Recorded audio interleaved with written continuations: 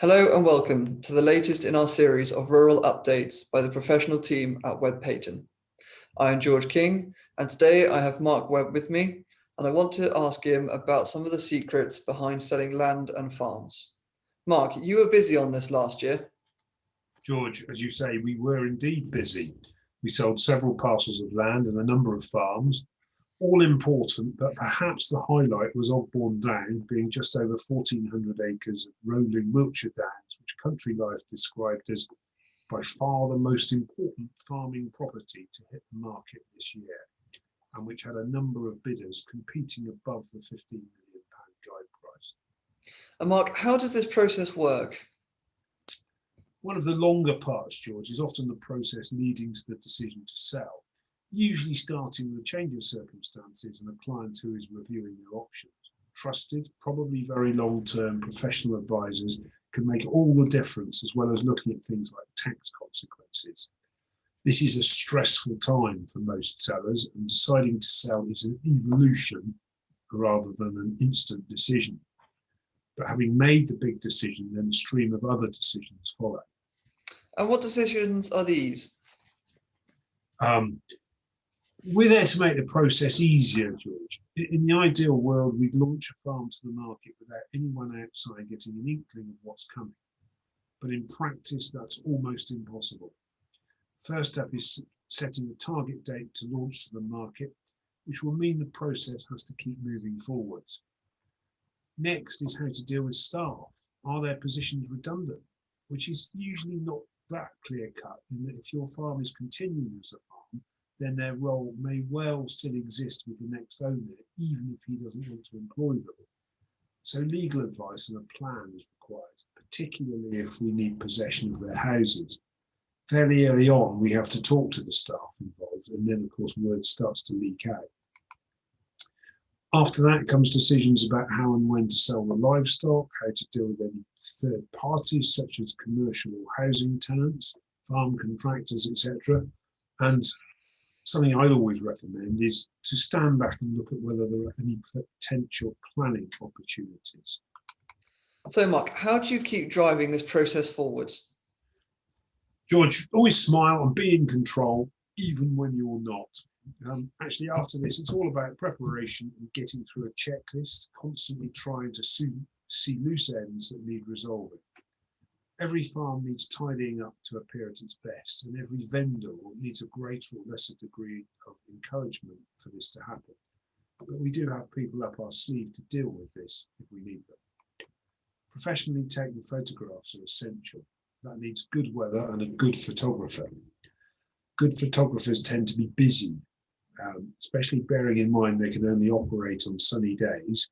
And therefore, I look to book that very early on, but of course to tie in with a date by which the tidying up process has been completed.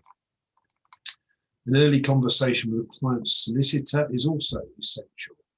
Are the titles registered? Are there any restrictive covenants or anything else that could deter a buyer? One suggestion I'd make to anybody watching is whether or not you're thinking about selling in the near future, to ensure that all of your land is registered with the land registry. If you're not sure, ask us at WebbPaton, as we have access to the land registry database. It's very much easier to deal with this when the pressure is not on, and the land registry, unfortunately, can be very slow.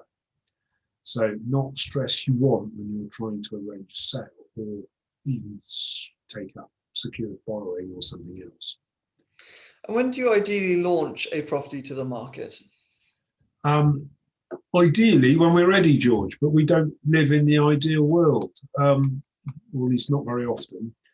Everything looks better when the grass is green and the leaves are on the trees. It also helps if buyers can get around the farm in a 4x4 without sinking into mud.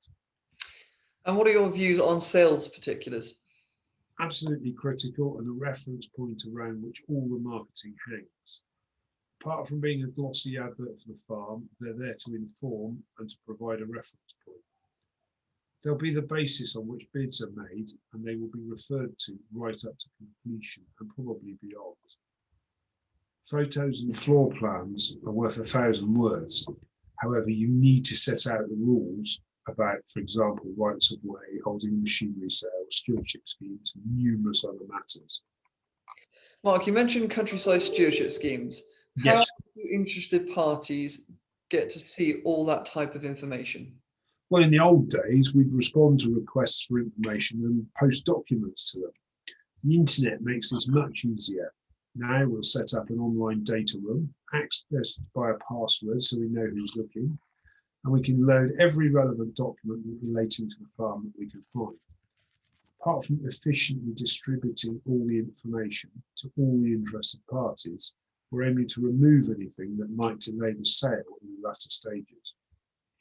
Mark, the first question I always hear is, what is the price? So how do you arrive at a guide price? George, I look to set guide prices that are realistic and definitely not on the high side.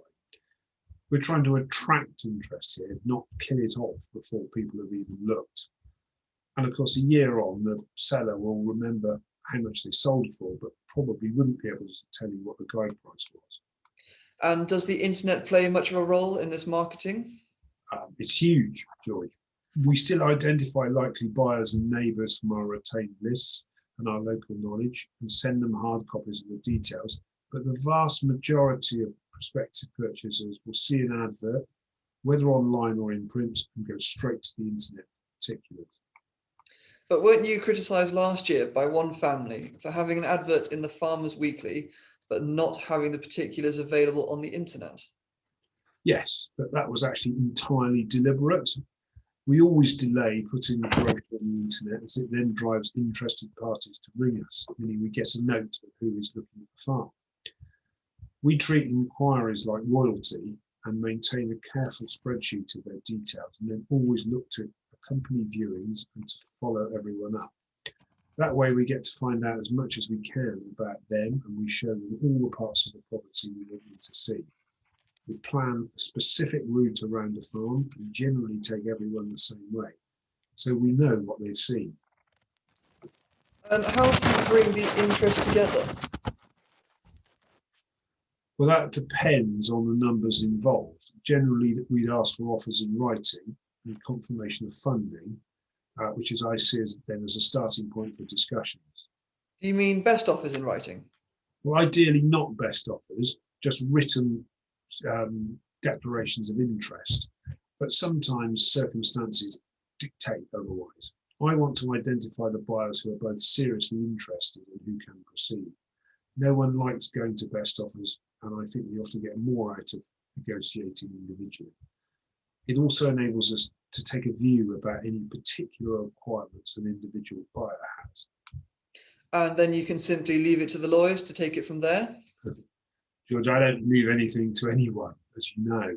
I want to be involved the whole way through, liaising with everyone and trying to drive the process forward all the time. We try to sort out any issues that come up as quickly as possible, and I'll set target dates for exchange and then for completion. All the time still tying in with things like the date of machinery auction, when the staff may be finishing, and being tax efficient, and a myriad of other things. And Mark, do you have any words to say in summary?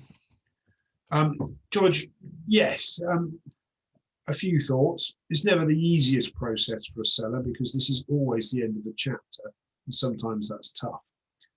I try to be there to listen and to be a friend, bearing in mind that probably all of their own friends just can't be privy to the details, which will be confidential, of everything that's happening.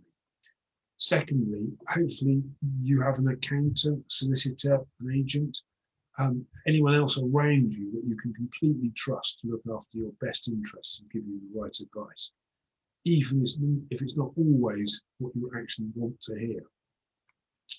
Lastly, George, one thing I'd always recommend to someone who's going to have to move house and buy a new home is to have a look at what's on the market.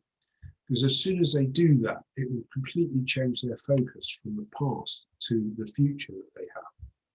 Didn't you tell your parents to do that when you sold their farm? Yes, I did, George, but I didn't tell them to immediately buy the first house they looked at, which of course is exactly what they did. Mark, thank you very much. We hope you've enjoyed our rural update and that we can be back to face very soon. In the meantime, if you have any questions or things you would like to talk to us about, please do get in touch. Thank you very much. Thank you.